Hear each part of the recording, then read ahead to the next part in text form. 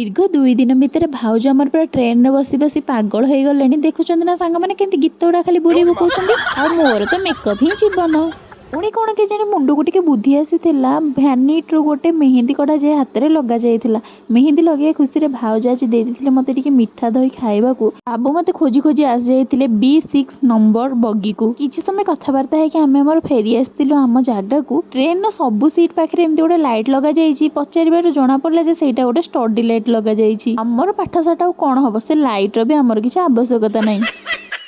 ବାହାର ଗୋଟେ ଦୃଶ୍ୟ ସବୁ ଦେଖିକି ମନ ଟିକେ ଦୁଃଖ କରିଦେଇଥିଲି। କେତେବେଳେ କେଜାଣି ଓଡ଼ିଶାରେ ଆମେ ପହଞ୍ଚିବା ସେଇ କଥା ଭାବିକି ମନେ ମନେ ଖାଲି ଘୁରି ଘୁରି ହେଉଥିଲି। ପୁଣି ଟିକେ ଭଲ ନ ଲାଗିବାରୁ ଭାଉଜଙ୍କ ପାଖକୁ ପଳେଇଥିଲି, କାରଣ ଭାଉଜ ଆଉ ସାର୍ଙ୍କ ସହିତ ଆଜି ଆମର ଟିକେ ଶେଷ ଦେଖା ହେବ ବୋଲି। ତାପରେ ଆମେ ଷ୍ଟେସନରୁ ଘର ଯାଇ ବସ୍ରେ ଯାଇଥିଲୁ। ଆଉ ସାଙ୍ଗମାନେ ଦେଖନ୍ତୁ ଓଡ଼ିଶା କେମିତି ଆମକୁ ସ୍ୱାଗତ ଜଣାଉଛି। ପହଞ୍ଚୁ ପହଞ୍ଚୁ ଜୋର ସୋରରେ ବର୍ଷା ଗୁଡ଼ାକ ଖାଲି ନାଦି ପକଉଛି।